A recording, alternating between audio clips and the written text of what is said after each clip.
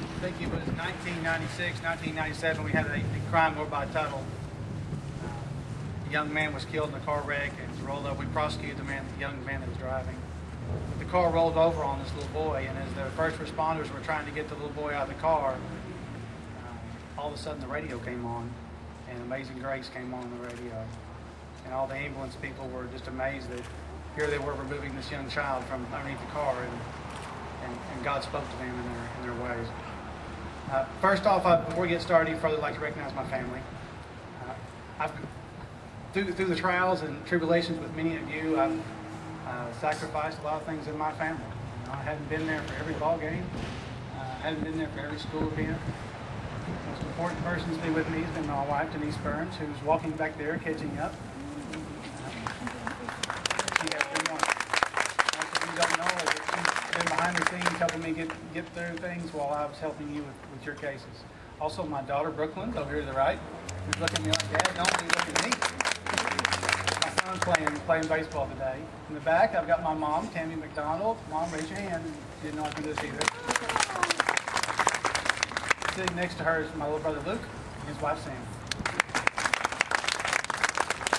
I would also like to say today, I understand you're here to support me, and I really, really appreciate that.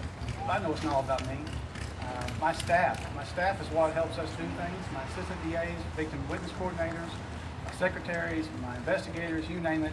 Those are the people that make our office tick. Those are the things that have allowed us to represent you and do what we've done in court. So my staff, would you raise your right hand, please? You got Nathan Wilk on the left, Dana, Kim, Leslie March, Kathy Meyer, Alyssa.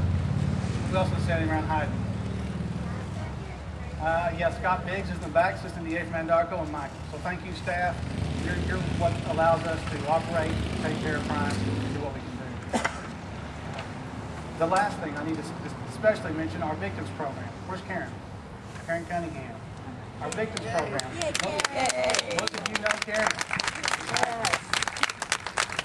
Also, Neva Wiltshire works with her, and David Gore works with her. Our victims program has been one of the best in the state. I know most of you know that. Most of you haven't been involved in other counties or other districts to know how it happens, but I know from being around the state that our victim ladies have really taken care of people. They care about people, they care about you, and they try to help us make the best outcome possible. So I really appreciate our victims program and what we've done. And when I started off saying the most important things we have is our faith, family, and our friends. Those of you that are here are my friends. Some of you I just love my family, and some of you I'm close to will be for the rest of my life. I'm blessed to be there. I'm blessed to be in that position. I know your tragedy is what brought us together, but I feel really blessed to have you as friends in this process. One of the things in our district that we've made a difference people don't know, through your tragedies and your triumphs and your trials, we've gone through different things. Through our district alone, victims have made a difference in Oklahoma. You may not know that. We've done different things legislatively the last 5 or 6 years because of you. One of the main things we did, the first one was we changed victim impact statements. Vicki Jenkins, are you here? Vicki here? Tuttle. We changed victim impact statements so people couldn't be cross-examined by lawyers in front of juries. We also changed victim impact statements so grandparents would have a voice in the courtroom, and grandparents could tell juries what it meant for their grandkids to be lost or harmed. So that was important.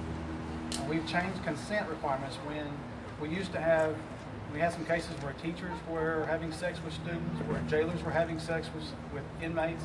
We changed those through victims legislation to make that a crime. So they couldn't do that. We were one of the first district attorney's offices in the state to use victims' pictures in the courtroom. Most DAs are still scared to do that.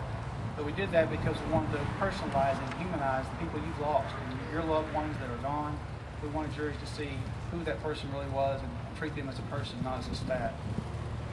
Also changed the kidnapping statute. June Helderman. I haven't seen June here from Hinton. We wanted to clarify the kidnapping rules. So when somebody kidnaps people, they didn't get off on technicality. It was actually harder to prove than you thought. So that got changed, I believe, 2 years ago. Jeremy Poston. Jeremy here. Poston family. We changed the manslaughter statute 3 years ago to allow the DWI to be used to convict somebody of manslaughter. And then the last thing, the lethal slate law. I know John's here. John's late. Where you at? John, you guys have been one of the biggest advocates. Raise your hand again, John. Everybody know. Biggest advocates for victims in the state of Oklahoma.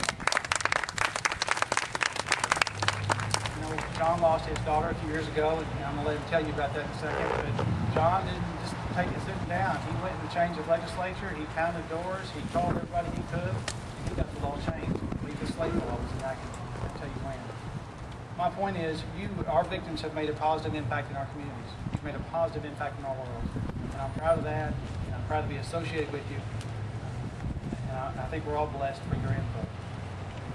I want to start off here recognizing several victims to speak real quickly. If anybody else wants to speak, please do. Ms. Lonetta, you want to come up real quickly? Lonetta didn't know I was going to ask her. Her son-in-law, Rick, was going to, and he got caught at a softball game.